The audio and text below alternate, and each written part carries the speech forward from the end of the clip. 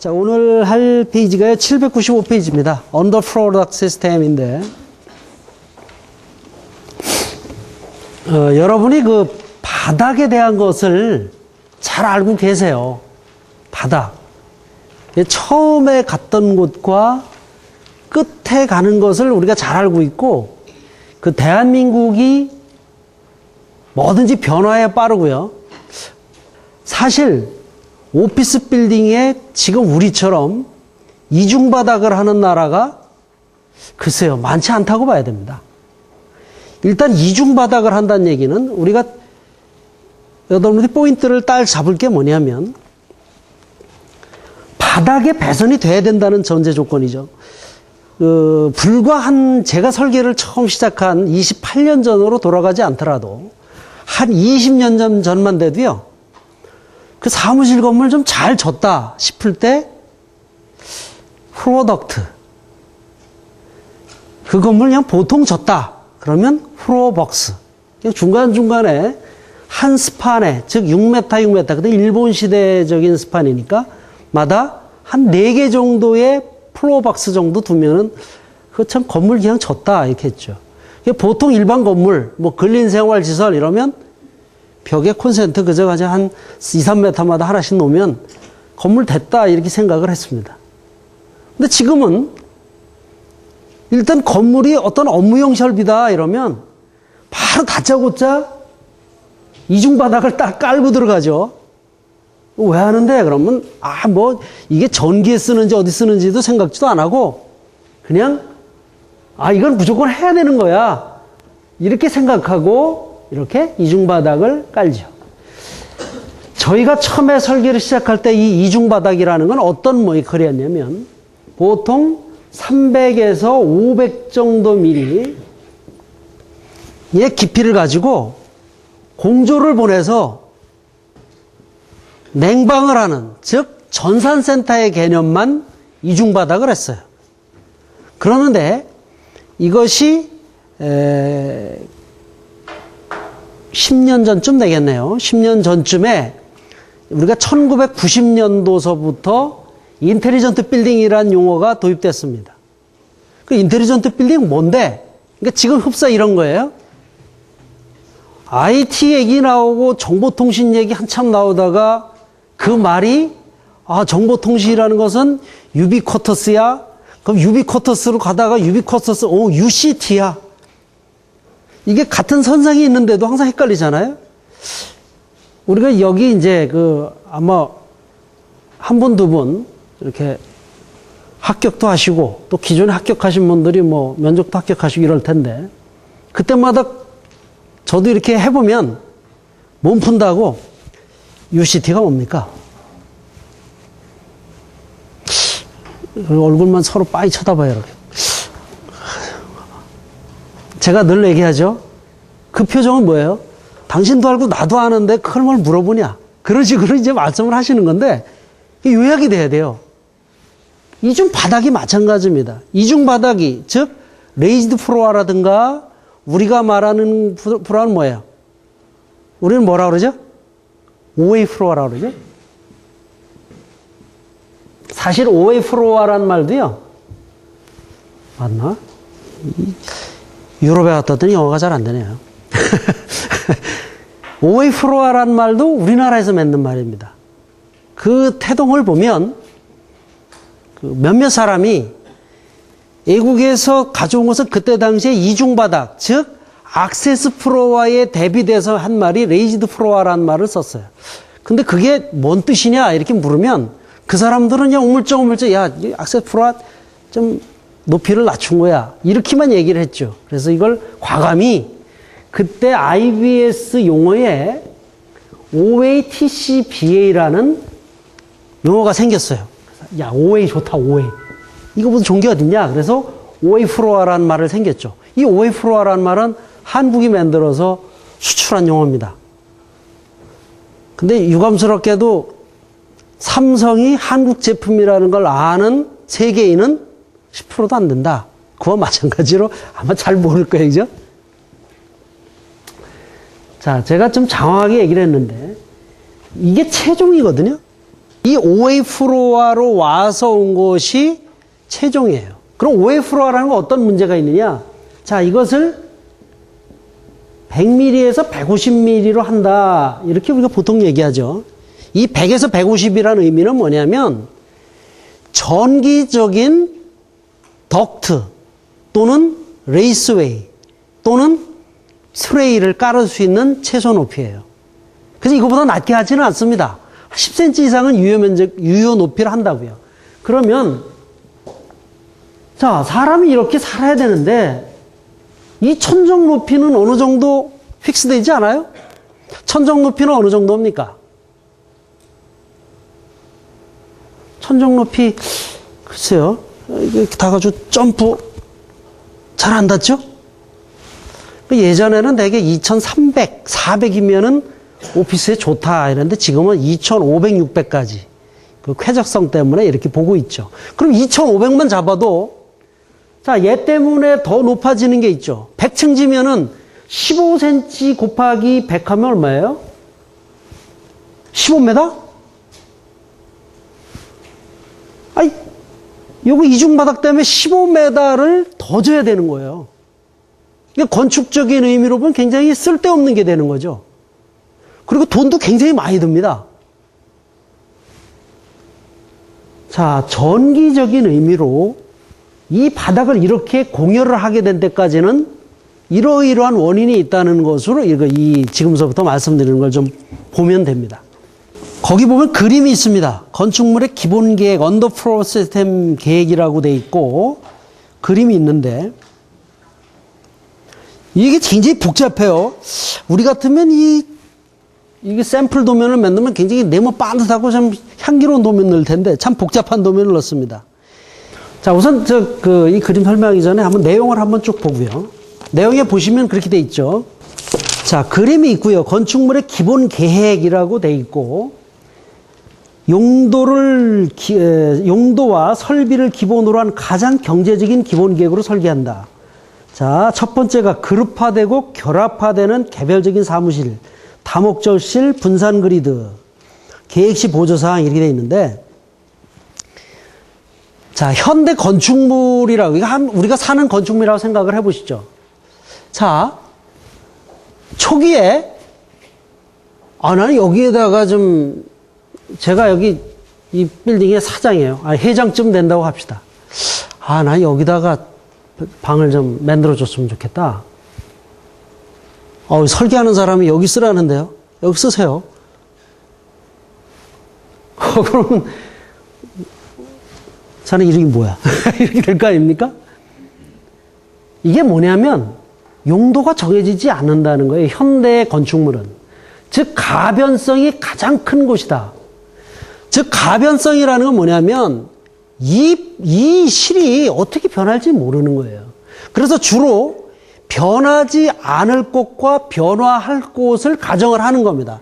여기서는 이렇게 본 거예요. 자, 여기는 오픈 플랜으로 변화하지 않을 곳이다. 변화될 곳이다. 여기는 비교적 변화되지 않을 곳이다라고 본 거예요. 이 플랜상으로 보면. 자, 이 앞에 쭉 돼서 이런 어떤 형이 연결되어 있는데 이게 헤더 닥터입니다. 자, 이 헤더 닥터는 기본적으로 이렇게 생각하시면 돼요. 깊게 쓸 수 있느냐, 얕게 쓸 수 있느냐. 자, 이 바닥이 이렇게 얇아요.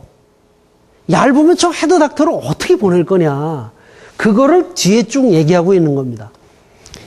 자, 이게 두꺼우면 완전히 묻어서 어떤 의미에서는 필요한 때 걷어내서 쓰면 되는데 이게 너무 얇아요. 그럼 어떻게 해요? 이 면에다가 살짝 놓고 빵꾸가 아니죠. 뭐라 그러죠? 통과 밑과 연결이 안 될 정도의 얇게만 묶고 그것을 어떤 철판이라는 걸 살짝 덮어놓으면 되겠다. 이런 형태로도 할 수 있죠. 우리나라는 그러니까 저는 이 노출 헤더 닥터가 되는 빌딩을 설계를 해보지 못했습니다. 우리는 적어도 구조를 치면 120, 그러니까 12cm 정도의 구조를 쳐요. RC일 때. 근데 유럽의 건물을 보면 80, 75를 쳐요. 지금 이제 좀 뒤에 얘기하겠습니다만 우리가 셀룰라 닥터 같은 경우에는 75 그리고 셀의 깊이 75에서 150을 기본으로 처음에 우리가 했습니다. 지금은 이제 데크도 여러 가지가 있어서 좀 얇은 게 있습니다만은 여기에서 계속 얘기하고 있는 건 뭐냐면 제가 왜 계속 얘기하고 있다고 말씀드리는지 좀 이따 말씀드릴 겁니다. 이 바닥의 두께에 따라서 얇으면 플러시 타입 그리고 두꺼우면 매입형으로 가는 것이다라는 것을 계속 얘기를 하고 있다는 겁니다. 그걸 우리나라에서는 어떻게 가져왔느냐? 자, DIN이나 우리가 지금 보는 것이 DIN이죠.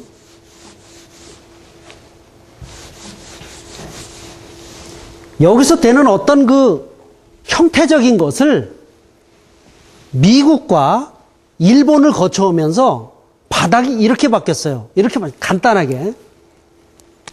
첫 번째,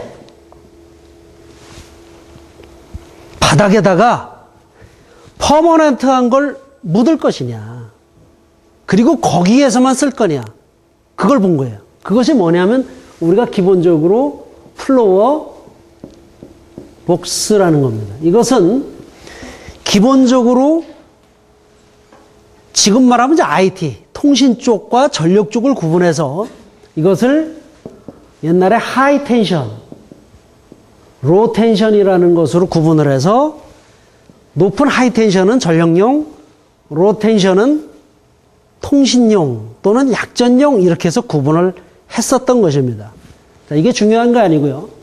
두 번째로 간 것은 뭐냐면 우리가 여러분들이 잘 아시는 플로어 덕트예요. 이 플로어 덕트가 지금 저 책에서 이야기하고 있는 쭉 그 시스템이다. 플로어 덕트가 우리나라에서는 F타입이라는 게 와 있었고 S라는 FS 타입이라는 게 있었어요. 아마 이 중요한 게 아니니까 제가 말씀드려요. 이것은 뭐냐면 기본적인 플로어형이고요. 이것은 플러시 타입이라는 거였습니다. 즉 얇은 두께형이었다는 거죠. 근데 배선이 많이 안 들어가 이 플러시 타입은. 그래서 이걸 잘 안 쓰고 일반적인 표준형만 썼어요. 그러다 보니까 프로덕트 타입이라는 것이 하나로 이렇게 정형화됐습니다. 자, 프로덕트 한번 내용을 볼까요? 이렇게 됐습니다. 프로덕트는. 자, 정션 박스라는 것이 이렇게 설치가 되고요. 여기에 프로덕트가 3개짜리면 3개짜리, 2개짜리면 2개짜리가 이렇게 가고요.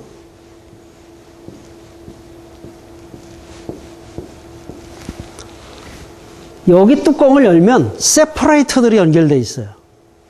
이 세퍼레이터에서 전기라든가 통신이라든가는 여기에서 방출됩니다. 이것이 이제 메인으로 가는 구조예요. 배관으로. 그리고 우리가 전기를 어떻게 쓰느냐면 600 간격으로 구멍이 이렇게 탁 갑니다. 그럼 최초가 있는 곳을 마카라고 그래가지고 이 나사처럼 구멍이 하나가 똑 나와 있어요. 그럼 이 마카에서 마지막 엔드까지를 탁 해서 먹줄을 땅 튕겨서 처음에 300, 600, 600, 600, 300으로 점을 콕콕 마킹을 하고 망치로 통통통 때리면요. 위에 콘크리트에 덕트가 가고 여기 서포트가 돼 있고 요렇게 올라와 있어요. 이제 안 나와 있을 때 얘기입니다. 처음에 설치할 때는 이제 몇 개를 설치를 하죠. 설계해서 5개를 하라, 4개를 해라, 2개를 하라 하면 그건 설치를 해두는데 처음에 여기가 설치되어 있었는데 여기 안 쓰고 여기가 쓰고 싶어. 그럴 때 하는 방법은 이 부분을 망치로 퉁퉁퉁 때리면 여기가 크랙이 탁 가면서 똑 떨어져요. 그럼 이 홀이 나오죠. 이걸 그 매입형 홀이라고 그러는데 그 홀을 빼고 거기에다가 하이텐션, 로텐션을 받고 여기에서 요비선, 우리가 말하는 입선용 그 줄을 넣어서 피아노선을 넣어서 여기서 줄을 입선을 해서 우리가 쓰는 하이텐션과 로텐션을 쓰는 이런 방식이었죠.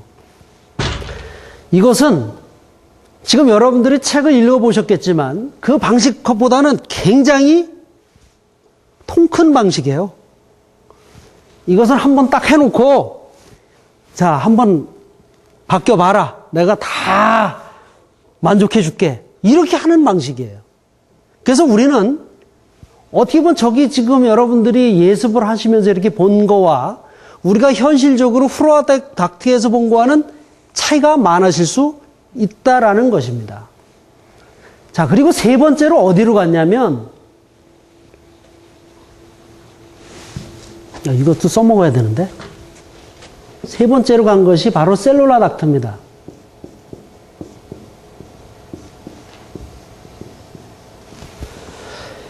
자, 건축이 바야흐로 습식공법에서 건식공법으로 이관이 됩니다.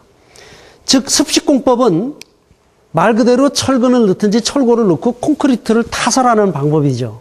거기에서 그야말로 철골조를 놓고 벽을 뭔가 하여튼 붙여서 밖에서 보면 벽처럼 보이는데 하여튼 붙여서 건식으로 만드는 공법을 갑니다. 그러면서도 바닥만은 습식을 하죠. 왜 바닥을 습식을 하냐면 우리가 이렇게 돌아다니면 건식으로 하면 이 아래층에서 견디질 못해요. 그래서 바닥만은 콘크리트를 붓습니다. 그럼 최소로 붓는 게 뭐냐라고 연구를 시작한 것이 이제 셀이라는 공법이죠. 그래서 셀을 처음에는 거푸집용 셀이 이렇게 나왔습니다. 이게 이제 기본 사이즈가 얼마냐면 이게 600이에요. 600에서 900. 900이 맞나 보다. 이 셀을 놓고 요걸 쭉 연결을 해요. 쫙 연결을 하고서 위에다가 여기다가 이제 배근을 이렇게 하고, 배근을 어떻게 하는지 모르겠네. 하여튼 배근을 하고 콘크리트를 붓습니다. 그러면 요 높이가 처음에 우리가 나온 데크 플레이트가 75cm였어요. 그럼 75 위까지 콘크리트를 붓니다. 가만히 이 전기하는 사람들 생각해 보니까, 야, 이거 아래 이거 뒀다 뭐하냐? 이걸 막자. 막아서 여기다가 구멍을 뿅 내가지고 말이야. 하나는 전기 쓰고 하나는 통신 쓰자. 이렇게 생각을 했던 거예요.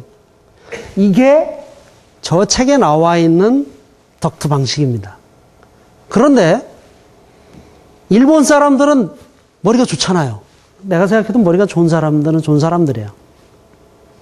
이걸 가만히 생각해 보니까 야, 이렇게 빼면은 이게 잘 빠지지도 않고 처음에 빼놓고 나서 나중에 끼려면 너무나 고생이 많죠. 왜? 보십시오. 아래 천정이 이렇게 돼 있으면 이 천정을 다 용접을 해서 여기를 붙여놓고 이중 천정을 붙여놓으면 밑에 가서 작업은 안 되잖아요. 위에서만 작업을 해야 되는데 위에서 자 7.5cm를 이 입선하는 것이 뚫고 들어가서 이게 가겠어요? 굉장히 어렵죠. 그래서 생각해낸 게 뭐냐면 야 그러지 말고 요 칸을 막자. 요렇게 칸을 막아 쓰자. 요 칸을 막으면 어떻게 됩니까? 요런 박스가 되죠. 요렇게 생각을 한 거예요. 그렇고서 요걸 쓰는 곳은 여기다가 연결해서 박스를 뚜껑을 제대로 달고 안 쓰는 데는 요렇게 막아가지고 콘크리트를 타설해버리자. 그럼 어떤 결과가 됩니까? 필요할 때는 말 그대로 이것처럼 열고 저기 있어? 튕겨봐. 가운데 여기야. 망치로 몇 번 때리면 요것이 튀어 올라오고 쓸 수 있는 이런 방식을 해놓은 거죠. 이것이 우리가 쓴 셀룰라 닥트입니다. 그래서 셀룰라 닥트는 우리는 이거보다 큰 박스를 열면 이 안에 이쪽 우측에는 콘센트가 달리고 이게 말이 첫 나옵니다. 이쪽에는 이제 전화, 데이터 이런 것들이 나오게 되는 아주 박스 안에서 유효하게 나오게 된 게 생겼죠. 어떻게 보면은 지금 저 책에서 얘기한 것보다 진일보한 그런 방식이 탄생을 하게 되는 것이죠. 이것이 이제 셀룰라 닥트입니다.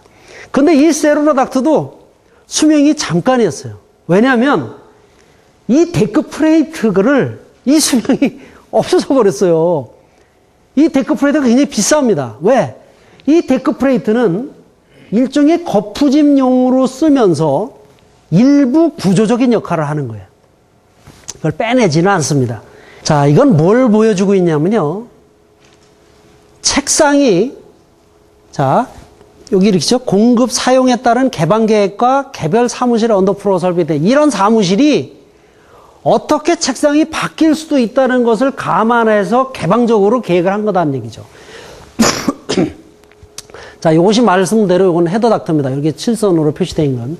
이 헤더 닥터는 얇게 묻히지 않고 철판만 돼서 카페트 밑에 들어갈 수도 있고요. 미국식 사고방식입니다. 미국식 사고방식은 우리처럼 그냥 맨바닥에 이렇게 헤딩되는 경우가 거의 드뭅니다.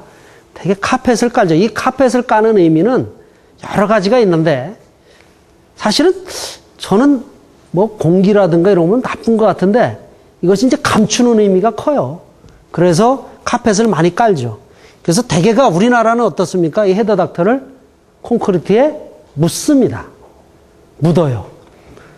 그리고 원래 안 묻어도 되는 헤더 닥터를 묻기 때문에 어떤 결과가 납니까? 이 헤더 닥터 묻은 데는 그 셀룰러 닥터 한 대는 헤더 닥터를 꼭 묻어야 되거든요. 셀 끝에는 헤더 닥터가 꼭 지나가야 됩니다.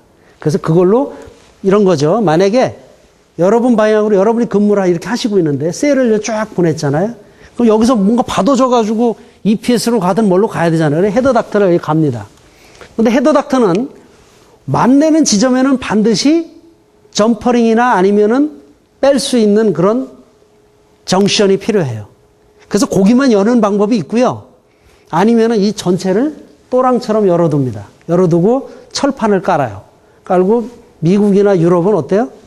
카펫을 깔아서 그냥 해결을 합니다. 근데 우리는 안 되잖아요. 우리 그냥 또 도끼다시 하고 또 뭐야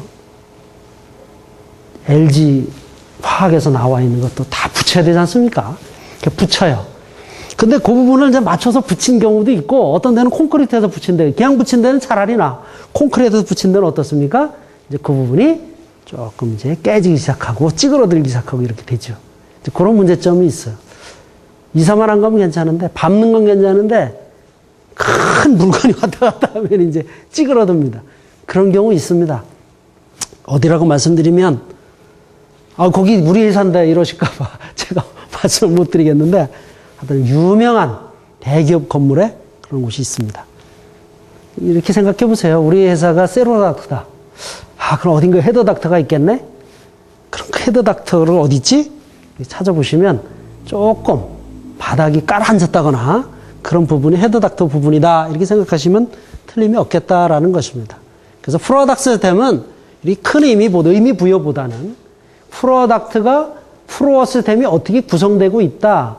그리고 프로어 시스템은 천정과는 달리 너무나 많은 가변성이 있는 곳이다. 라는 것을 생각하시면 될 것 같아요. 우리가 한 거와 크게 다르지는 않습니다만은 가변성은 우리보다 적다라는 것이죠. 자, 요것도 이제 약간 아까 그 사무실입니다. 거꾸로 가보실까요? 요 사무실이 지금 책상을 이렇게 둔 상태라고 가정을 했을 때 이 방향으로 이렇게 되니까 비교적 모양이 좋았죠. 그랬는데 오픈 플래너로 생각을 해보자고요. 이것은 어떻게 들어갈지 모르기 때문에 이렇게 둔 거예요. 다소 많이 들어갔죠. 이게 바로 우리 사고방식이에요. 우리는 이렇게 두기 때문에 어떤 자리에 가도 그 밑에 책상 열면 콘센트가 있고 어느 자리에 가도 여러분 충전기 쓸 수 있고 컴퓨터 쓸 수 있고 그렇게 쓸 수 있는 겁니다. 아파트형 공장인가 그런 데 가도 다 밑에 쓸 수 있잖아요. 이게 바로 이렇게 여러분처럼 우리 전기하는 분들이 통 크게 이렇게 나가서 그렇습니다. 이거 빨리 가야 되는데. 자, 그 다음에 이제 그림은 그냥 보시면 돼요. 한번 그림 볼까요? 798페이지 그림이 여기 나와 있나? 요건 범리고요. 여기 보시면은 이게 지금 우리가 말하는 프로덕트예요. 프로덕트인데 여기도 어떻습니까? 이게 지금 모르터고 이게 카펫인데 모르터에는 거의 노출돼 있죠. 그죠? 카펫에 눌려 있죠. 이게 이 사람들 사고 방식이에요. 우리는 어때요? 이게 다 매입됩니다. 요 뚜껑에 요 구멍 있죠? 구멍만 쏙 올라와서 콘크리트로 해서 보이게 돼 있어요. 절대로 여러분 프로덕트에 뚫려가지고 이렇게 팔각형이든 사각형이든 못 보십니다. 동그라미밖에 못 보죠. 그게 바로 우리가 좀 두껍게 콘크리트를 치고 있다. 왜 그런가요? 콘크리트가 우리나라가 많이 생산이 됩니다. 그래서 그렇겠죠. 자, 이것은 거의 모르터에다가 넣은 거예요. 모르터의 마감과 같은 거고. 요건 이제 요거와 요거, 밀폐와 요 위에 우리가 플러시 타입에 좀 사이쯤 되는 거고. 이런 큰 의미는 없어요. 하여튼 이런 형태로 되고 있다. 근데 우리나라에서는 이런 결과를 별로 거치지 않았다. 그게 중요한 거죠. 이것도 마찬가지로 천정북싱 박스. 밑에 보면은 분리된 바닥 시스템용 아울렛 박스. 그 다음 이중 바닥 시스템용 아울렛 박스. 요건 좀 보시면 되겠네. 요건 뭐냐면, 요 이중 바닥이 뭐예요? 여기 플라스틱으로 된 이중 바닥이에요. 이게 다리고, 요거 한쪽을 이렇게 깐 겁니다. 이렇게 잘라낸 건데, 단면인데, 요렇게 됐을 때는 요렇게 좀 띄워놓는다는 게 우리는 이렇게 안 하죠? 저게 바로 여러분 옆에 있는 이거를 얘기하는 건데, 이런 거보다는 우리는 화끈하게 어때요? 바닥에다 내려놓죠. 바닥 속에다 놓고 하는 형태입니다. 그 바닥 속에 놓는 형도요, 우리나라에서 주로 쓰는 방식입니다. 이렇게 보이는 거 별로 안 좋아하죠. 그래서 밑에 놓고 위에서 올라오는. 이게 이제 문제는 뭐냐면, 바닥에 놓으면 이제 먼지가 쌓여서 어떤 화재라든가 안전에 문제가 있다 그랬는데, 아직까지 그 바닥 속에는 1호가 어디냐면 포스코 센터예요. 거기에서 큰 문제 없는 거 보면 아직 큰 문제는 없지 않냐, 그렇게 생각을 합니다. 대신에 이제 바닥 속에 놓으면 그 겉에 바닥재죠. 바닥재의 연결 부분을, 일정 부분을 뚫어야 돼요. 바닥이 서포트가 이렇게 있으면 서포트에 이제 이렇게 4개, 여기 서포트면 서포트에 4개, 이렇게 이제 쭉 위에다 놓이지 않습니까? 놓이면은 여기에 다 이렇게 구멍이 있어야 돼요. 구멍이 다 똑같이 가줘야 됩니다. 그럼 나중에 밑에 있는 데서 라인을 이렇게 빼서 올라올 수 있도록 해줘야 돼. 이걸 그때마다 어떻게 칼로 쳐가지고 할 수도 있는 것도 아니고. 이게 되게 철재, 알루미늄재, 철재가 제일 많고요. 그 다음에 알루미늄재, 그 다음에 콘크리트재. 그 다음에 이제 간이로 일단 입주해서 할 때는 이제 플라스틱도 있죠. PVC도 있고. 대부분 할 때는 FL, AL, 콘크리트. 이 3개가 제일 많습니다. 근데 이제 콘크리트는 이제 무게가 많이 나가기 때문에 그런 점은 좀 주의를 해야 되겠죠. 자, 이것은 이제 뭐냐면, 이 독일 사람들이 자랑하는 그 스네본 시스템이라는 겁니다. 이것이 우리나라에도 지금 쓰고 있습니다. 여러분, 배선을 설계해서 하지 않고 그 박스에 연결로서 하는 그런 것을 우리 프리 와이어링 시스템? 들어보신 적 있죠? 해보신 적 있을 거예요. 그 프리 와이어링 시스템이라는 것은 일본에서 만든 것도 아니고 미국에서 만든 것도 아니고요. 바로 이 유럽에 있는 스네본 시스템이에요. 이 스네본 시스템을 우리나라하고 일본하고 미국이 참 강한 게 있어요. 그게 뭐냐면 화재. 이 뒤에 가서 제가 잠깐 말씀드리려고 하는데, 미국은 한국한테 굉장히 고마워해야 되는 나라죠. 미국은 UL이라든가 아니면 NFPA를 항상 개정하고 강화할 때는 한국의 그 화재 사건을 굉장히 중요하게 생각을 하는. 우리나라에서 무슨 군데군데 폭발, 예를 들면 주유소 폭발 같은 거 나잖아요. 그럼 미국에서 쫙 옵니다. 미국에서 직접 오는 게 아니에요. 우리나라에는 미국에서 온 상무성 직원들이 있어요. 그 사람들이 뭐를 하는 거냐면, 제일 많이 하는 것이 무역에 관련된 거, 그 다음에 안전에 관련된 걸 해요. 그래서 와서 화재 나면은 같이 곁다리로 이제 같이 감식하는 것도 보고, 정전기구나. 그러면 또 레포트 써서 쫙 보내면 미국에서 또 UL에 나옵니다. 정전기 안 하는 것은 일체 쓰지 마라. 그럼 또 그게 기준이 돼요. 굉장히 우리나라가 미국의 그 스펙을 만들고 그 UL에 마크를 주는데 굉장히 공헌한 나라다. 나쁜 거죠? 나쁜 겁니다. 근데 이 스네본 시스템은 그 독일이 자랑하는 그런 시스템입니다. 이 뭐냐면, 요게 이제 조명기구예요. 조명기구. 그리고 이 중간중간에 단자의 형태의, 미래에 가서는 이게 뒤에 가서 이제 나올 텐데, EIB 버스 시스템이라는 게 있어요. 그게 결국은 유럽 표준의 자동제어 시스템이에요. 뭐 대단한 건 아니고 EIB 버스라는 걸 쓰는데 그건 뭐냐면 여러분 설계하시나 시공하실 때 일본에서 들어온 조명 자동 제어나 이런 것도 풀트웨이 이런 거 써보신 적 있죠? 두 가닥만 쭉 연결하면 256포인트까지 자동으로 온오프를 시킬 수 있는 그런 걸 쓰신 적이 있을 거예요. 그게 뭐냐면 바로 버스 시스템이에요. 즉 두 가닥으로 가서 신호를 떨어뜨리면서 가는 일종의 버스 시스템입니다. 그 버스 시스템이에요, 이게.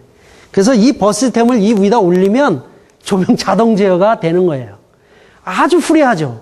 여기는 이런 어떤 그 액세서리를 써서 기본적인 제어도 프리하고 그리고 EIB와 연결되면은 제어까지도 프리하다라는 겁니다. 그래서 스냅온이라는 게 결국은 여러분 스냅 단축 똑딱이 형식이라고 그래가지고 일종의 플러그온 시스템을 얘기하는 거고요. 그냥 그림을 참고하시면 되는 그런 내용입니다. 거기 이제 보십시오. 801페이지에 보면 스냅온이 나오면서 응용은 언따 한다. 커넥터는 뭐다. 장점은 뭐다. 장점 보십시오. 자, 프리와이어링 시스템이 무슨 장점이 있냐를 봐야 될 거 아닙니까? 무슨 장점이 있을까요? 여러분 기존에 배관하고 배선하고 하는 거하고 무슨 장점이 있을까요? 그게 과제입니다. 지금 어떻게 보면은 그래 그게 어떻게 되는데 그렇게 할 수도 있는데 사실은 여러분들은 뭘 생각을 해야 되냐면 자 이것이 우리가 실질적으로 시공이나 설계나 아니면 내가 이것을 감독하는 입장에서 봤을 때 이게 어떤 장점이 있겠다. 그런데 무슨 단점이 있겠다. 그러니까 내가 짓는 이 프로젝트에서는 이걸 써야 되겠다. 아니다. 내가 짓는 이 시스템에는 이것은 부적절하구나. 이것을 이 순식간에 이렇게 쫙 검토가 돼야 되는 거죠.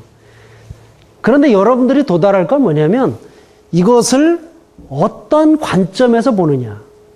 여러분, 어떤 프로젝트에서 어떤 아이템이 이게 도입이 되기까지는 몇 가지를 봅니다. 그 중에서 가장 큰 건 뭐예요? 이것이 경제적이냐. 그걸 제일 먼저 봐요. 그 다음에, 경제적인데 그럼 시공 잘 되냐? 안전하냐? 그럼 뭐 봐요? 뭐 환경이 어떠냐? 그 다음에, 실제로 다른 주변과 문제점은 없느냐? 또 뭐 있습니까? 에너지는 절약되느냐? 하여튼 그런 게 있죠. 우리 흔히 7대 성능평가라고 하는데 그런 거에 구애받지 않고 이것은 공장에서 딱 자로 재와요. 자, 요게 설치될 때는 어디고, 얘가 설치될 때 어디고, 이렇게 해서 여유가 얼마고 해서 딱딱딱 해옵니다. 그럼 우리 어때요? 공사할 때. 야, 타레로 몇 타레 가져와. 릴로 몇 릴 가져와. 해다 보니까 남아. 나도 좀 써야 되는데 좀 갖다 좀 쓰고. 어디 끈 묶어? 좀 잘라서 끈도 좀 쓰고. 그렇게 하시잖아요, 솔직히.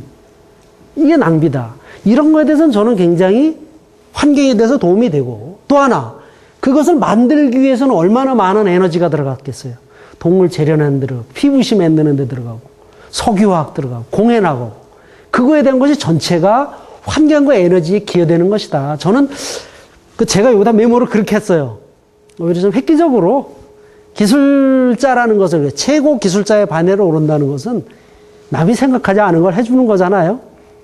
PT가 훨씬 더 빛이 납니다. 그렇게 하면.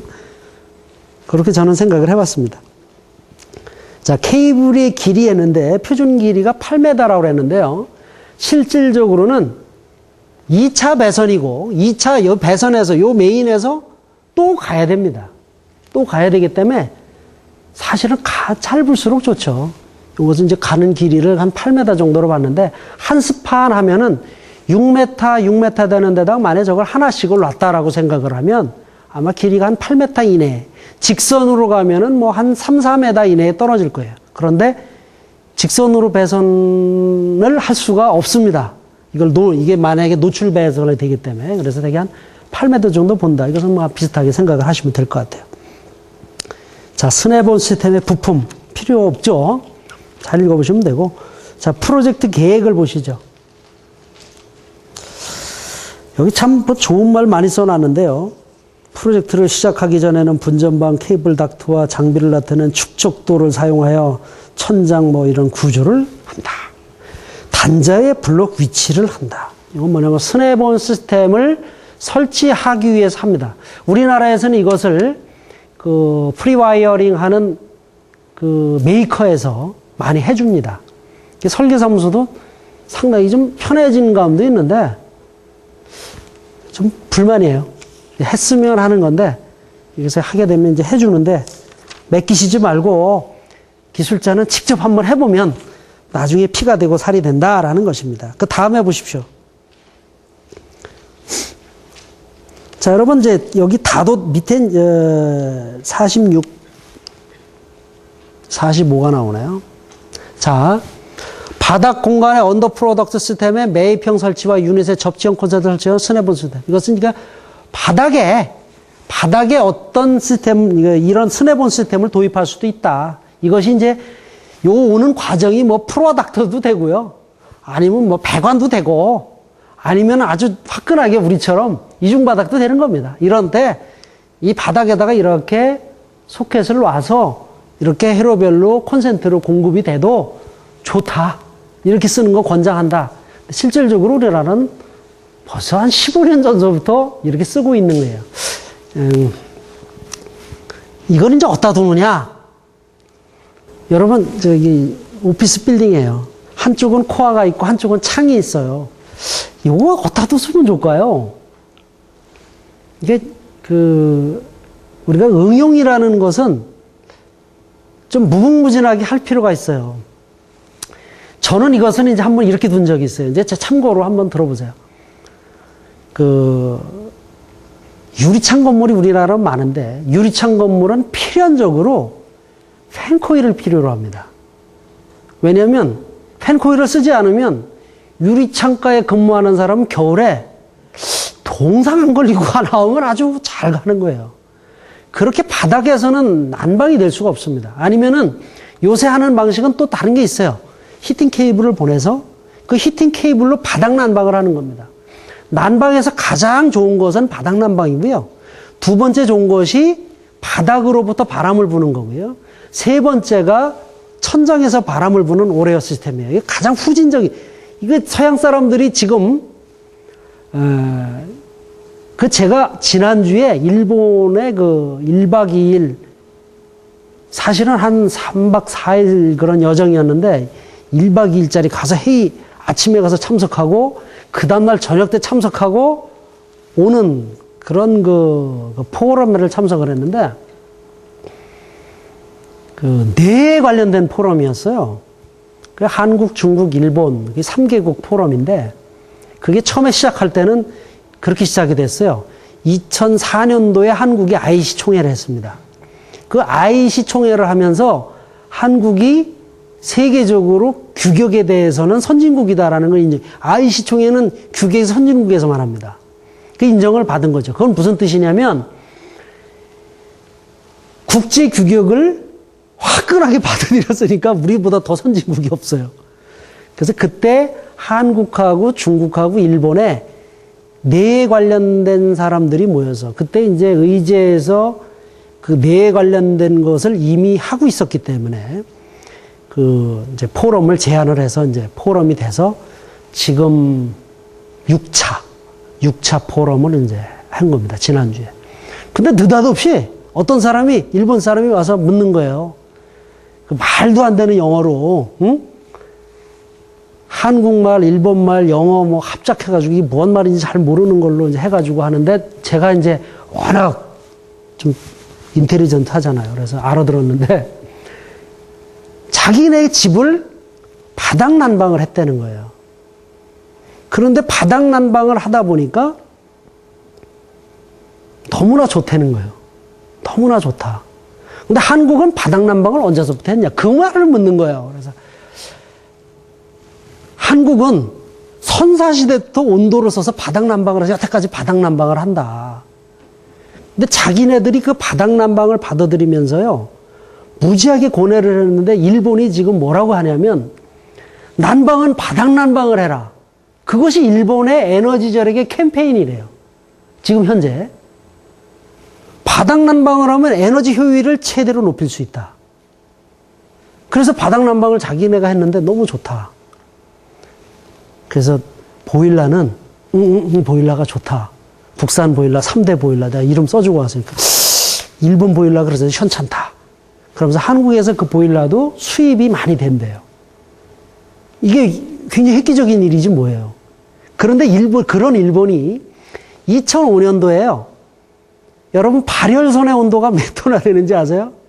바닥 난방의 기준으로 하는데 그때까지만 해도 60도예요. 바닥 난방을 해서는 바닥에 할 수 있는 거기서 열을 방산할 수 있는 기준은 60도입니다. 그런데 60도를 깔아가지고는요 난방이 안 돼요. 그게 콘크리트에서 이렇게 스며들어서 오기 때문에. 그래가지고 그걸 80도, 90도로 올린 게 대한민국이에요. 외국 사람들은 이해를 못 하는 거예요. 아니, 바닥에 왜 그걸 뜨겁게 거기다 깔지? 이런 뭐 얘기가 이제 그렇게 되는 거죠. 그래서 그걸 한국의 온돌 시스템이 이렇고 이래서 돼야 된다. 그래서 이제 그것도 올려지고 이제 그렇게 된 거죠. IC에. 그 여담이었습니다. 이것은 저는 그렇게 썼어요. 펜코일을 카바를 만들어요. 미국 사람들은 펜코일을 어떻게 하냐면 펜코일을 턱턱 갖다 놔요. 근데 우리는 어때요? 그 꼴 보기 싫으면 못하죠. 펜코일을 쭉 연결해서 박스 하나로 쫙 예쁘게 만듭니다. 그죠? 거기다가 책도 올려놓고 중간에 빈 데는 뭐 좀 걸터하지 마시오라고 써놨네. 그 뭐 여러 가지 하지 않습니까? 그 자리를 저는 썼어요. 그 자리를 문을 열고 아세스 어차피 펜코일 없애면은 뭐 얘도 없애는 거지 뭐. 그래서 이런 것은 언제든지 없앨 수도 있잖아요. 그래서 그 자리를 제가 좀 분전반, 소형 분전반으로 만들어서 이렇게 단자함을 넣은 그런 기억이 있습니다. 여러분 아파트형 공장 같은 데서 뭐 예를 들면 이런 거 있죠. 뭐 공예 같은 걸 하는 걸 한다든가 그러면 이런 콘센트들이 벽에 많이 필요하잖아요. 그랬을 때는 어떻습니까?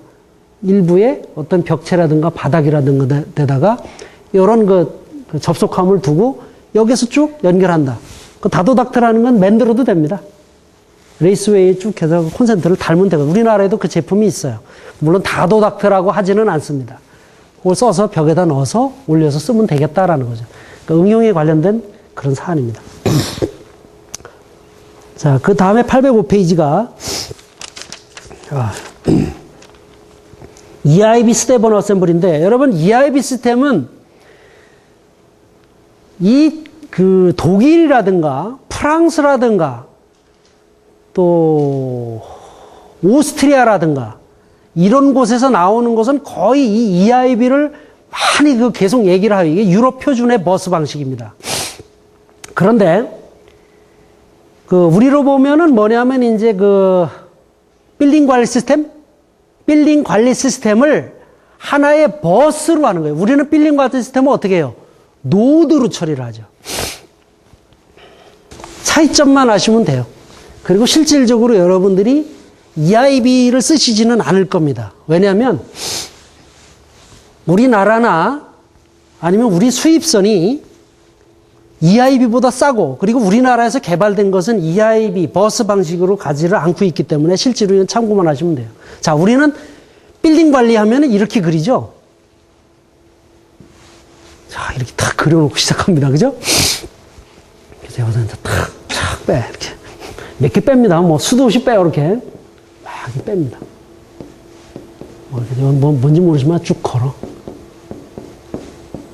걸고서 어떻게 해요? 뭐, 그래서. 이건 CCTV 모니터. CCTV 쭉 달고, 그죠?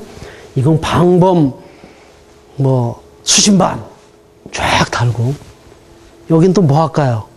주차관제? 주차관제. 주차관제 또 쫙 달고. 자, 우리는 2차가 버스 방식이죠. 그죠? 이것을 모으는 건 뭐예요? 버스 방식으로 모으지 않고 링 타입으로 모으는 것을 기반으로 해요. 우리 기본적인 머릿속에 그렇게 들어있고요. 실질적으로 이렇게 해요. 왜 이렇게 하느냐? 자, 중앙관제실이든 방제센터든 모든 빌딩 관리 시스템 다 들어옵니다. 그래, 다 들어와. 모니터 쫙 있어. 묶어. 그럼 그 방에서 이렇게 싹 묶습니다. 샹. 광 케이블로 그 안에서 속도가 뭐 그렇게 중요한지 모르겠어요. 하여튼 막 묶습니다. 노드가 여기 이렇게 모여있다. 노드 한 만들고, 뭐, FDD 한 만들고, 이렇게 묶습니다. 형태는 이렇게 모으는 거예요. 그러니까 결국은 우리는 각 시스템별로 버스 시스템을 써요. 아니면 여기에서도 환영을 써서 들어오는 경우도 있습니다. 그런데 저 EIB 버스 시스템은 뭐냐면 어떤 것이든지 저 버스에 물려서 모든 것을 가라는 거예요. 근데 저 시스템은 우리가 말하는 16비트가 넘어가면 어떻게 하냐면 해선을 늘려요. 그러니까 결국은 우리가 현재 쓰는 이런 BA네트 이 시스템과 사실은 같아요. 실제로는 어떤 뭐 프로토콜이나 이런 것도 서로 국제적으로 통용이 되는 그런 겁니다. 그렇지만 현실적으로 우리가 EIB 버스를 쓰지 않고 있기 때문에 여러분이 너무 저 EIB 버스, 버스 좋아. 스냅온, 갖다가 막 끼면 돼. 좋아. 이렇게 생각하지는 좀 하는 것은 조금 현실과 좀 다르니까 그런 점은 생각을 하시는데 저 유럽 시스템이 간단해요. 간단해서 우리가 독일 규격이라든가 이런 것이 완벽하게 여러분 IC라는 게 IC이 뭐예요? IC의 앞에는 서포트라는 게 DIN이잖아요. 이 DIN에서 뭐 BS니 뭐 이런 것이 쭉 이렇게 사실은 간 거거든요. 제가 비밀로 이제 나중에 여러분하고 이렇게 혼자 만나면 왜 DI에 독일이 이 전기의 강국이 된 날을 알려드릴게요. 그리고 영국이 그 자존심 강한 나라가 왜 DIN을 바라보고 있느냐. 프랑스가 왜 독일하고는 항상 왼수 아니에요, 왼수? 프레드리히 1세부터 왼수라며요. 서로 그냥 땅 한 뼘 더 차지했다가 한 뼘 뺏겼다가 이러고 서로 살고 있는 나라라면서요. 그러면서도 왜 여길 찾을까? 그리고 이것이 왜 이 사람들이 그래 그럼 우리 퉁쳐서 그럼 IC를 만들었을까? 이런 사람들은 아마 그 히스토리를 알고 계실 거예요. 근데 이 독일이 이 세계의 전기에 대해서 2차 대전 전에 그리고 전후까지에 이루어지는 데이터의 축적. 그걸로 인해서 현재의 어떤 세이프티.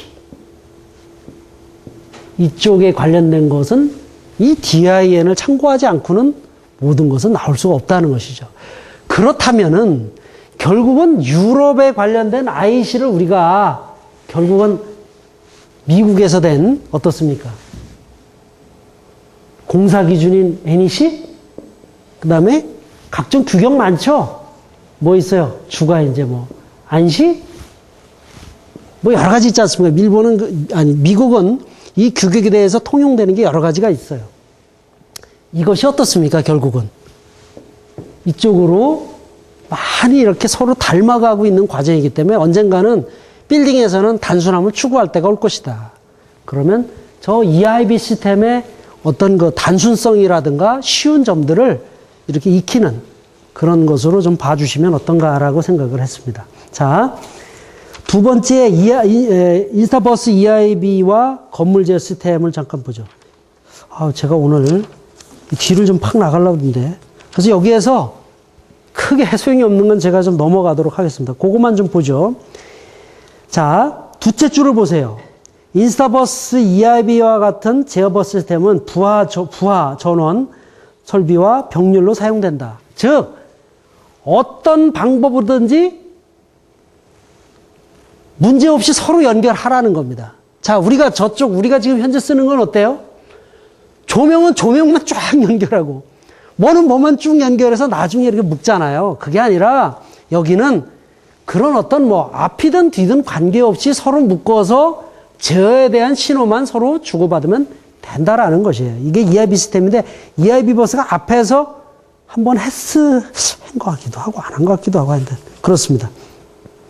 저는 이 책을 몇 번 봐가지고 그냥 좀 생각을 항상 그렇게 했습니다. 그래서 여기 보면 예를 들어 부하 관리 응용 지시 우리가 말하는 컨트롤이죠. 그 그다음에 신호, 동작, 감시, 조명, 난방, 에어컨, 롤러 셔터, 루버 블라이언드 시스템은 별도 또는 독립적으로 제어되고 이러면서도 EIB의 하나에 연결될 수 있다. 이 말을 하고 있다라는 겁니다. 자, 또 쉬는 것도 좀 쉬어야 되니까 계획과 구성 큰 적이 없고요. 계획과 구성 뒷장에 806페이지 보시면은 개요의 세 번째 줄 보시면 ETS라는 게 있어요. 그게 뭐냐면 EIB 툴 소프트웨어인데 이것은 컴퓨터에 의해서 가장 가까운 EIB 구성을 하는 겁니다. 이게 제공이 돼요. 여러분이 도면을 갖다가 내가 제어된 시스템이 이런 것이다 하고 탁 넣어주면 컴퓨터가 딱 여기 이렇게 연결해가지고 여기서 컨트롤해라 이렇게 해준다는 겁니다. 그것이 이제 어떻게 나오냐면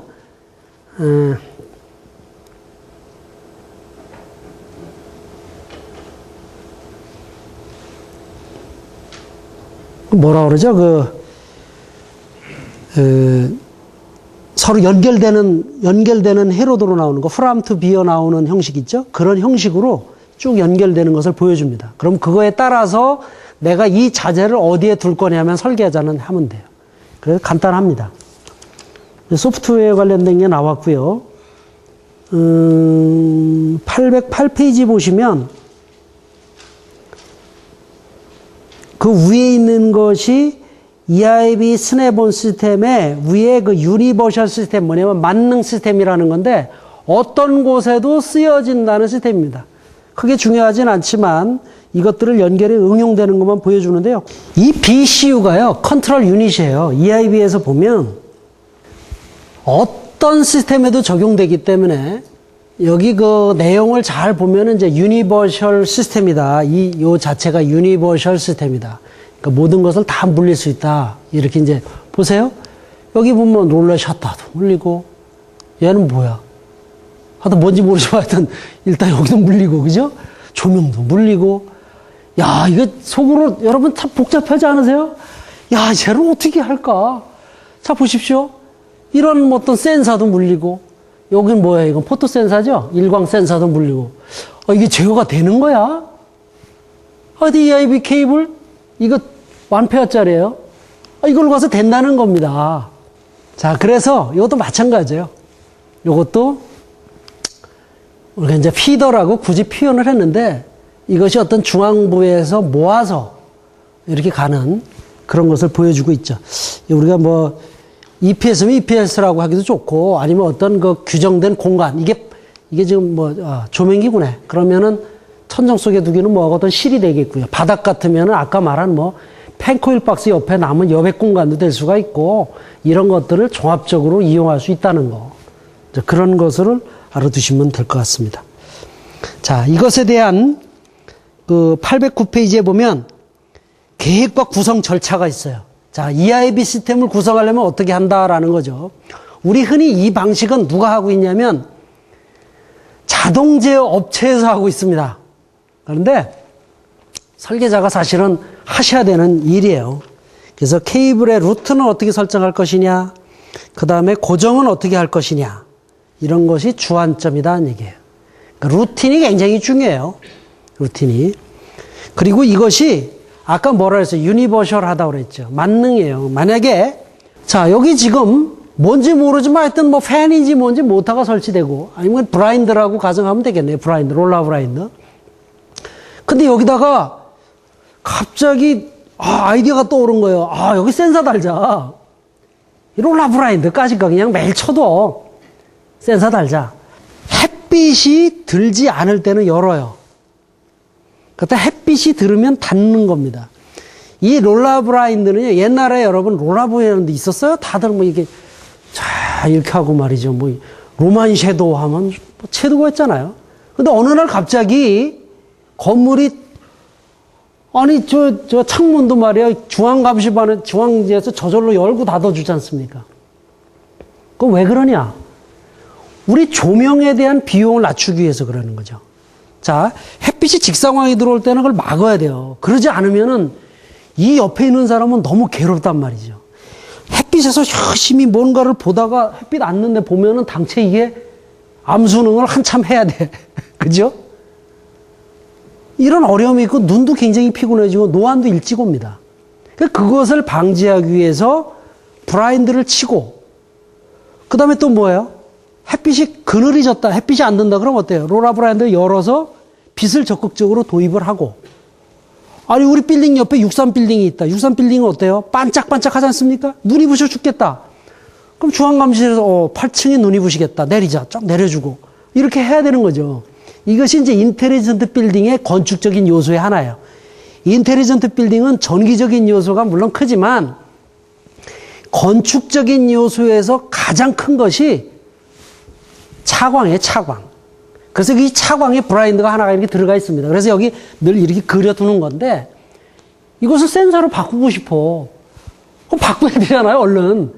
바꾸면 돼요. 이거 센서로 바꾸고 다 꽂고 나서 여기 번호가 있을 거 아닙니까? 이 번호에 요 번호가 있잖아요. 그 번호를 중앙관제실에서 딱 소프트웨어로 딱 해서 그거는 앞으로 센서야, 센서. 알았지? 오케이? 자, 그 센서는 어떻게? 여기서 만약에 햇빛이 쫙 들어오면 야, 니네 말이야. 꺼져버려. 예를 들면 꺼져버려? 무슨 죄송합니다. 이건 뭐 사람한테 한 게 아니니까 그렇게 지령을 내릴 수 있는 것으로 바로 바꿀 수가 있다는 것이죠. 이것이 EIB 버스 시스템의 아주 굉장한 장점이죠.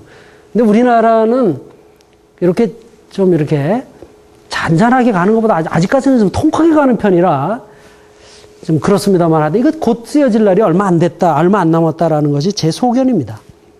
그래서 이런 고정점이라든가 이것을 어디다 둘 것이냐, 이것을 어떻게 고정할 것이냐, 이거 액세스를 해야 되니까 어떻게 할 것이냐는 굉장히 중요한 요소다라는 겁니다. 조립은 뭐 하지 말죠, 뭐 우리가. 콘크리트 공사로 가겠습니다. 자, 앞에 거 잠깐 정리하면요.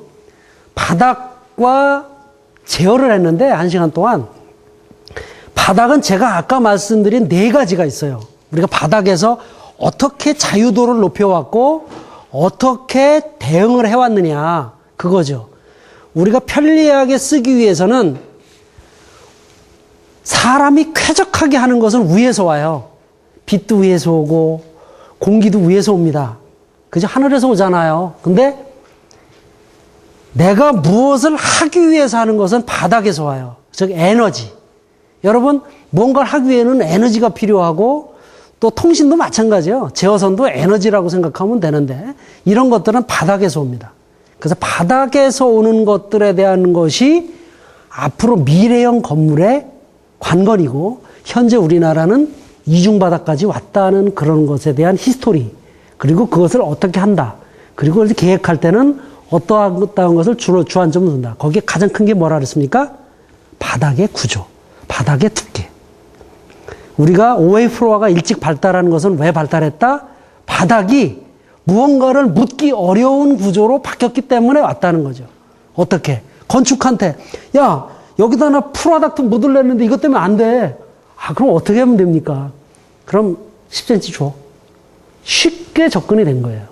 그러니까 어떻게 보면은 우리 전기를 건축에서 하시는 분들은 상당히 좀 행운도 따르고 또 그게 IT와 이렇게 잘 접목이 돼서 오히려 굉장히 좋게 되지 않았나 이런 생각을 했습니다.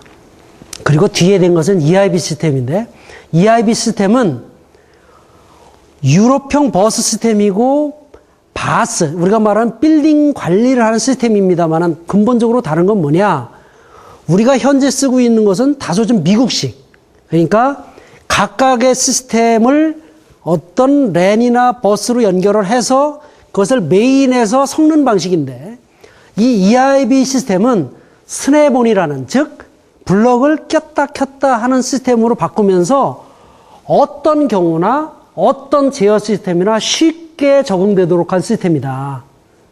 그래서 우리가 보면은 우리가 앞섰다고 생각할 수도 있지만 어떻게 보면 경제적이고 더 효과적인 시스템도 될 수 있다는 것이 지금까지 말씀드린 사안입니다. 자, 지금 이제 콘크리트 공사라는 게 가는데 이거 콘크리트 공사도 사실은 이렇게 탁 넘어갈 겁니다, 제가. 이 콘크리트 공사를 여기에 둔 이유는 뭐냐면 유럽을 여행해서 보시면서 느끼신 점 혹시 파리 말고요. 파리는 그 지금으로부터 백 몇 년 전인가 뭐 그 시장이 건물을 이렇게 바꿉시다 그래서 싹 바꿔서 파리 전체 모양이 다 그렇게 바뀌었답니다. 그래서 겉은 놔두고 속만 바꿔서 쓴대요. 그 창문 왜 이렇게 반달 모양 창문에 십자가 모양 들어가 있는 그 창문 모양이 그 시장이 우리는 조례를 이렇게 해가지고 바꾼다 그래가지고 싹 그 모양이 되고 현대의 파리의 모양이 됐답니다. 그래서 이제 파리는 빼고요. 파리 말고 교회로 나가든지 독일이나 아니면 뭐 스위스나 이런 데 가시면 우리하고 제일 차이가 있는 걸 느끼실 수 있는 게 있어요. 그게 뭐냐면 얇다. 유럽은 지질이 좀 적은 나라인가요? 좀 얇아요. 뭔가 이렇게 캔틀레버 나온 것도 얇고요. 여러분 오늘서부터 이제 TV를 보실 때 유럽이 나오면 좀 유심히 보세요. 그 사람들은 테라스냐고 우리처럼 베란다 우리는 크잖아요. 거기 가서 그냥 이렇게 가로로 자도 충분히 넓이 나오잖아요. 요새는 서비스면. 근데 유럽에 가면요. 요만한 의자 둘이 내놓고 부부가 앉아서 커피 먹고 하는데 요만해요. 근데 그 밑을 한번 보세요. 얼마나 대단한가. 아무것도 없어요. 그냥 요렇게 나와서 탁 이렇게 우리로 말하면 그냥 빗물바지 하나 통 나온 거예요. 거기다가 위에다가 테라스라고 그 철구조물 하나 이렇게 가놓고 나서 거기서 커피 밑에서 이렇게 보면 아슬아슬합니다. 야, 저분들 떨어지면 가서 얼른 받아야지. 이 생각이 저절로 들 정도로. 그런데 절대 안 떨어져요. 그게 붙인 게 아니거든요. 그게 뭐냐면 프리캐스트예요. 그 사람들은 거의 모든 것을 PC로 합니다. 그래서 2층짜리 집을 져도요. 타워크레인 세워요. 여러분 타워크레인이 우리는 무지하게 크잖아요. 유럽에 가시면 타워크레인이 조그만 타워크레인이 뺑 많이 돌아가요. 그거 잘 보십시오. 그 집 거기에 땅이 무지해서 막 100층 올라가는 게 아니에요. 많이 올라가면 한 3, 4층 올라가요. 타워크레인 씁니다. 왜? 콘크리트를 갖다 불 때는 타워크레인이 필요 없어요. 근데 PC는 어떻습니까? 아이 곤도라를 갖다가 왱왱해서 하는 것도 하루 이틀이지. 타워크레인 조립해서 하는 게 훨씬 쉬운 거예요. 왜? 그럼 전기 콘센트 하나 딱 꽂으면 되지 않습니까? 그래서 타워크레인을 세우고 PC가 많은 겁니다. 그래서 아예 그 베란다도 PC에 딱 넣어서 만드는 거예요. 그래서 이 베란다가 재수없어서 탁 무너져 이 집이 펄럭 넘어지면 몰라도 이 베란다가 넘어질 확률이 아주 희박하다. 이렇게 보는 것이죠. 그래서 이 PC에 대한 것이 여기 나와요. 여기 첫 번째가 뭐냐면 PC를 만들 때 어떻게 만드느냐. 자, 아이 참, PC를 수평으로 만드는 게 좋겠습니까? 수직으로 만드는 게 좋겠습니까? 우리나라는 다 수평으로 만들어요. 우리 PC 있잖아요. PC 회사들, 뭐 옛날에 한성이나 뭐 사만에 이런 데 있고 지금도 PC 회사들이 있는데 옆에 놓고 만듭니다. 이렇게 가다가 이렇게 탁 있으면 여기서 쫙 붙고 여기서 위에서 쫙 찍어 눌러서 만드는데 이렇게 옆으로도 이렇게 만든다는 거예요. 나 이렇게 만드는 건 못 봤습니다. 이렇게 만드는 건 봤는데 하여튼 이렇게 만든대요. 그래서 이건 몰드를 이렇게 착 놓고 위에서 착 벗어 탁 찍어낸다는 거고 얘는 좀 뭐라 그럴까 이렇게 몰드 하나하나를 이렇게 띄었다 붙였다 하는 방식이라는 겁니다. 근데 못 봤기 때문에 제가 정확히 말씀드릴 수 없지만 하여튼 수직으로 만들면 굉장히 공기가 단축이 되고 면적이 획기적으로 줄겠죠. 여러분 벽 하나 만들자 여기 이 강당에 여러분 아파트 벽 몇 개나 만들겠어요? 수평으로 만들면 그죠? 뭐 한 7, 8개 만들겠네요. 그죠? 그럼 굉장히 비행적이잖아요. 만약 수직으로 만들어 봐. 야, 이거 한 2,000개는 거짓말이지만 한 200개는 만들겠네요. 경제성과 이런 걸 하는데 선진국일수록 이렇게 수직적인 배터리형을 많이 쓴다. 그런 얘기를 여기를 하고 있습니다. 그리고 그 뒤에 가서는 무슨 얘기를 하고 있냐면 넘겨보십시오. 자, 케이블 연결 이런 걸 보기 전에 이 그림 가지고는 또 이해를 잘 안 돼. 이 그림을 보시면 됩니다. 이 그림에서 우리나라 PC에서 가장 많이 쓰는 이런 방식이에요. 이건 뭐냐면 자 이쪽 벽에서 이쪽 벽으로 뭔가가 연결이 돼야 될 때 근데 수평으로 연결되는 건 없습니다. PC는 PC는 배관이 벽을 가로질러서 가는 배관은 쓰지 않아요. 왜냐하면 PC라는 것은요, 한번 딱 눌러서 만들어 놓고 더 이상 손을 대, 그걸 뭐 깨거나 이래서는 안 되거든요.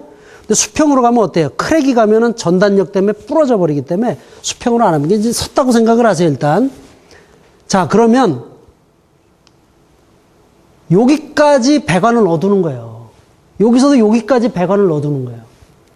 자, 여기 떴네? 요 사이에서는 어떻게 해요? 요렇게 케이블 링크, 우리가 말하는 이제 우리나라에서는 무엇을 프렉시블 배관을 많이 써요. 프렉시블 배관을 써서 연결을 하는 겁니다. 그럼 어떻습니까? 자, 이 PC 탁 찍어냈고, 이 PC 탁 찍어냈지만, 배관을 서로 영속성 있게 할 수가 있죠. 자, 요걸 한번 이렇게, 벽이 이렇게 됐다고 생각을 해보죠. 자, 여기에 등이 있고요. 있나? 아, 요걸로 설명을 해도 되겠네. 자, 이거 보십시오. 요것이 천장배관입니다. 요것이 벽배관이에요. 자, 벽에서 와서 천장으로, 왜냐면 조명기구에서 스위치로 간다. 그럼 요렇게 리셋을 해두는 거예요. 아예 PC를 만들 때. 그럼 탁 올려놓고 나서, 그럼 나중에 뭐하냐? 요건 이제 콘크리트를 메워요, 나중에. 아니면 결속 자재가 여기에서 결속을 됩니다. 볼트 이런 걸로 채우는데, 여기로 바로 요런 케이블 링크, 즉, 플렉시블 튜브로 연결을 하는 겁니다. 그래서 어때요? 그러면 배관이 이렇게 쭉 연결된 것으로 보이겠죠. 다만 이것은 뭐가 문제냐면, 우리가 여기에서 제대로 하지 않으면 R가 안 나와요. 그래서 나중에 입선을 빼고 입선을 하면 입선이 잘 안 되는 경우가 있어요. 이게 제일 좀 문제인데, 지금은 이제 뭘 어떻게 하냐면, 여 뒤에도 내용을 계속 여기를 주름관을 써라 이렇게 돼 있어요. 주름관이 좋은 게 뭐냐면 압력관이기 때문에 콘크리트에 깨지질 않아요. 그리고 또 하나는 뭐가 있냐면 이 주름관이 만약에 사가 없어지더라도 그 배관의 모양 자체도 굉장히 압력에 견디는 모양으로 남는다는 거예요. 그래서 그걸 권장을 하는데, 우리는 PC에서는 주로 이제 옛날에 하이 PVC 많이 썼어요. 하이 PVC고 여기 주름관을 쓰다 보니까 걸려. 안 들어가. 이런 경우도 이제 있고. 그래서 좀 문제는 있습니다만은, 하도 우리도 PC 했어요. 여러분 주택공사나 이런 데서 지은 아파트가 PC주택이 좀 있었습니다. 지금도 아파트 가실 때 PC집은 저는 금방 알아봐요. 착 지나, 저 PC다. 이렇게. 왜? 얇아요. 좀 얇습니다. 보통 아파트가 층과 층 사이에 콘크리트를 120 정도를 치는데 얘는 한 80 정도밖에 안 돼요. 그래서 눈에 금방 띕니다. 그래서 아마 PC집들이 거의 지금 재건축됐을 텐데 혹시 지방에 남아있을 수 있으니까 한번 잘 보시고요. 사실은 미래형 주택입니다. 요건 뭐냐면 이렇게 리셋을 해두지 않고 양쪽에다가 연결되는 박스를 두는 거예요. 한쪽에다. 그래서 박스가 쏙 들어가면 이게 뭐예요? 배관이지 않습니까? 이 배관이 위에서 딱 떨어지면서 연결만 탁 되면 만들도록 하는 거예요. 자, 여기 박스가 들어가 있고 여기 이쪽은 박스가 들어가서 꽂히면은 딱 연결될 수 있도록 블럭을 생각하십시오. 그렇게 되게 되두는 겁니다. 그러면 딱 들어가서 딱 맞으면은 아예 딱 맞는 게 아니라 여기서는 배관이 위로 연결되는 요렇게 여기 보시면 요 튀어나온 거 있죠? 요것을 요렇게 해서 탁 위로 맞출 수 있도록 해두는 거죠. 이런 구조는 굉장히 어려워요. 그래서 이런 구조를 사실은 만들지 않는데 우리나라에서는 주로 이렇게 리셋을 하고 2차적으로 박스를 꼭 쓰려면 요 부분에다가 이제 박스를 씁니다. 써가지고 일부를 리셋할 수 있도록 이렇게 이제 만들기도 하고 합니다. 그렇지만 하여튼 일단은 이 PC에 대해서 굉장히 선진적인 이 유럽에서 하는 기준이고 유럽에서 하는 공법이기 때문에 이렇게 유심히 좀 봐두시면 좋을 것 같습니다. 특히 이런 도면들. 요것이 이제 대표적으로 보시면 되는데, 자, 이게 벽이고 이게 천정입니다. 진짜 요만큼 물립니다. 그 PC 하우스 공사할 때 보면, 아, 이게 나가면 곤란한데. 여기 어떻게 살지? 이럴 정도로다가 굉장히 조금 돼요. 근데 여기에 최대한도로 어떤 뭐라 그러죠? 철근이나 이런 게 와서 안전은 담보가 된다고 그래요. 방송용. 근데 이렇게 보면, 진짜 참 겁도 좀 납니다. 더군다나 여기는 리세스 되는 데기 때문에, 우리 생각하시고, 이게 벽에서 천정으로 연결될 때 이렇게 마감을, 요게 이제 월 엘레멘트, 실링 엘레멘트 이렇게 있고, 요게 A가 뭡니까? 여기 이제 베이스? 퍼 픽싱. 그다음에 B는 캡이다. 이렇게 돼 있는데, 그 자재는 나라마다 조금씩 달라요. 그래서 일단은 요것이 이제 콘크리트가 들어가지 않도록 해서 막아두는 거예요. 그래서 요것을 빼고 나서 여기 플렉시블의 끝단에다가 연결을 해서 여기다 이제 웨이라는 것을 밑에다가 돌려서 막는 겁니다. 그럼 서로 연결이 되도록 돼 있죠. 그렇게 한 뒤에 요게 이제 요렇게 요 벽을 상부 요렇게 연결돼야 되겠죠. 그죠? 콘크리트가. 그리고 이걸 콘크리트로 붑니다. 그래서 마감을 해둬요. 만약에 여기에 문제가 있다면 어떻게 해요? 위에서 콘크리트를 깨면 되겠죠. 근데 오피스라면 괜찮은데 아파트라면 아랫집 등 고치자고 윗집 보일러 다 뜯어내고 여기 보일러 소리 깔리는 데 아니에요? 어렵죠.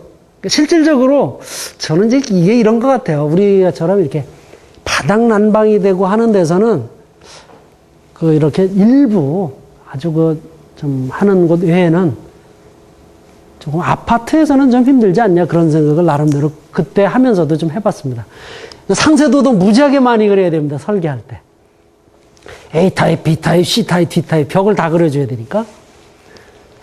자, 요것은 이제 이렇게 배관이 오면 여기가 이제 노출 이중천장일 때. 그죠?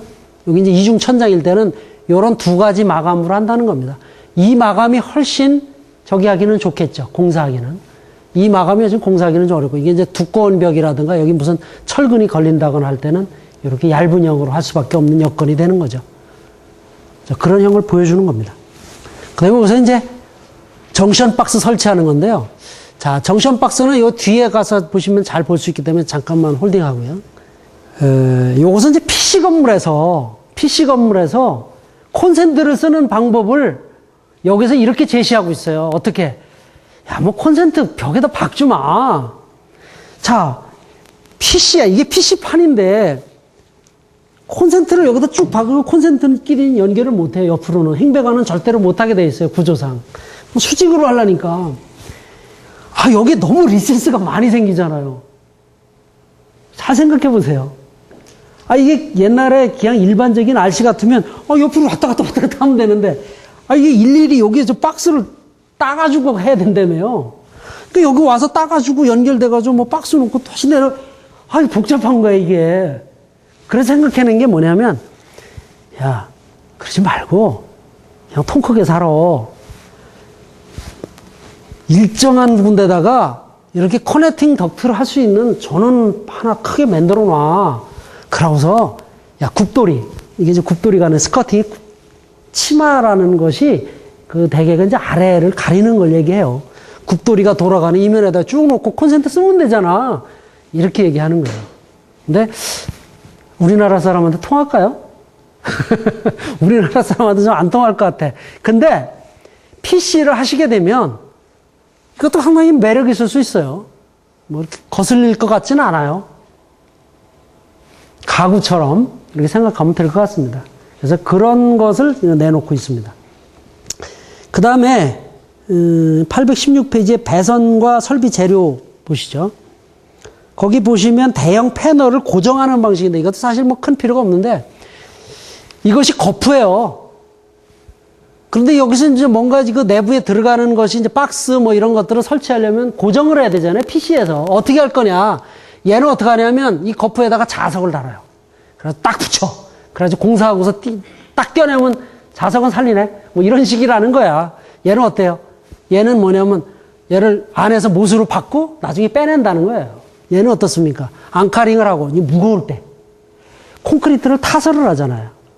그리고 PC는 어떠냐면 우리처럼 이렇게 붙는 게 아니에요. 우리 뭐죠 이걸? 다짐기를 뭐라 그러죠? 우리 왜 도로 하고 나서 해서 다지잖아요.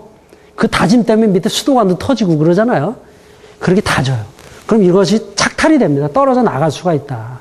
그래서 아주 크거나 중요한 자재들은 이렇게 앙카링을 해서 박아라. 그럼 나중에 빼내면 되죠.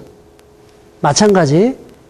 요것도 마찬가지입니다. 요거는 이 연결할, 구멍을 뚫고 연결하는 것을 넣고 안에서 연결해서 나중에 빼내라. 이런 어떤 공법을 얘기하니까 큰 것은 아닙니다.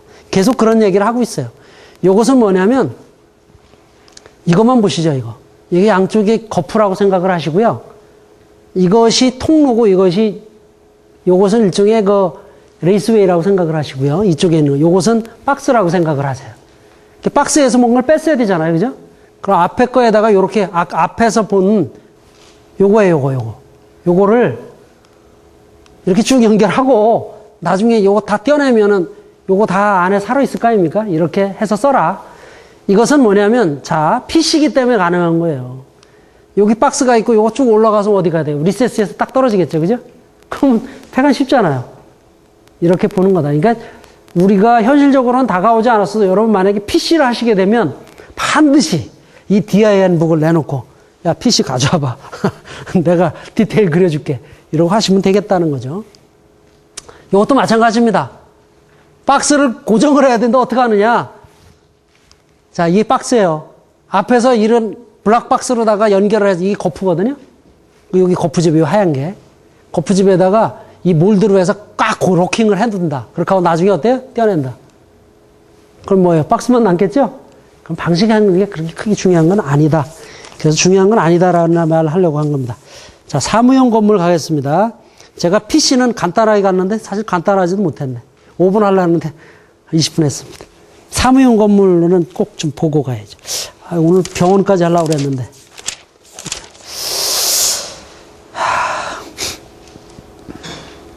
이 책에서요, 어떻게 보면 지금 이제 사무실 건물, 호텔, 병원, 그 다음에 뭐 건물들을 쭉 할 텐데, 하이라이트예요. 왜냐하면 이 앞에 있는 내용들은 제가 그 표를 보는 거라든가 이런 것만 여러분한테 정리를 했는데, 사실은 그걸로서 이것은 보는 거예요. 이것은 왜냐하면 그때그때 봐야 되고 이걸 완벽하게 이해할 수는 없습니다. 한두 개의 그래프가 아니기 때문에. 그런데 지금 여기서 이제 사무용 건물은 사실 뭐 크게 저기 안 났는데 병원이라든가 여기에서 여러분이 아시고 싶은 내용이 여기 다 있어요. 병원에서 왜 쉴드를 하는가? 왜 병원에서는 TNS 접지, TT 접지를 안 하고 IT를 하는가? 이런 얘기들을 여기서 이제 하고 있는데 오늘 제가 거기까지 못 가기 때문에 지금 미리 앞에서만 좀 얘기를 해둡니다. 안전성의 확보는 어떻게 할 거냐. 자, 비상전력, 예비전력, 일반전력 했는데 여기서 우리가 낯서는 게 없어요. 여기 비상전력이라는 뒤에 이제 의료에 가면 이게 너무 중요해. 비상이라는 건 뭐냐면 말 그대로 에머전시야. 우리는 그냥 비상. 우리나라는 용어를요, 여기 관에 계신 분이 있지만 관에서 만들어버려. 건축에서는요, 비상이라는 말이 없습니다. 건축법은 다 예비전원이야. 다 예비전원이에요. 이수진 장군이야. 다 예비전원으로 받아줘라. 소방법에는 예비란 말은 다 비상전원이에요. 그래서 이렇게 구분됩니다. 우리나라는. 야, 소방법에 있어? 비상전원. 건축법에 있어? 예비전원. 그게 아니다. 실제로 비상전원은 뭐냐? 에머전시. 그야말로 긴급상황. 예비전원은 뭐냐? 자, 이 사무용 건물이 아니 전기 나가면 근무도 못하고 엘리베이터도 못하고 아니 102층 근무해요 내가. 근데 정전됐다고 거기서부터 1층까지 걸어와야 되나? 이건 말이 안 되잖아요. 그럼 말도 안 되는 것을 말이 되도록 해주는 것이 예비전원이에요. 그러니까 고층 건물에서는 그런 게 있죠. 건물은 뭐 있어요? 화장실, 그죠? 아니 화장실 물은 내려가야 될 거 아닙니까? 그러니까 급수. 그 다음에 뭐예요? 비상, 조명 일부. 한 뭐 반이든 아니면 4분의 1이든 이런 것이 예비전원이다라는 거예요. 그래서 일반적으로 예비전원의 어떤 바운더리 안에 에머전시가 포함되는 것이다. 이렇게 우리 DIN에서는 보고 있다는 겁니다. 이것도 굉장히 좋은 거예요. 우리가 앞으로 가야 될 길입니다. 자, 비상전력의 공급, 예비전원, 운용지역. 자, 8번의 P도체 분리. 이거는 매 장마다 나오잖아요. 자, PN을 쓰지 마라 이거예요. 왜? 아니, 그 전산 장비에 해로움을 끼친다며.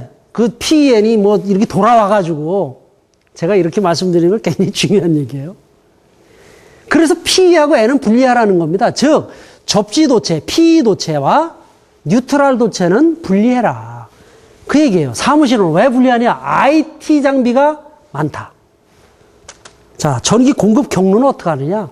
EPS는 어디다 두느냐? 이런 얘기를, 이게 지금 오피스 건물만 해도 사실은 이만한 책 한 권이 되는데 한 줄씩 하고 있어요. 기능은 어떻게 하냐? 케이블은 어떻게 설치하냐? 요걸로 됩니까?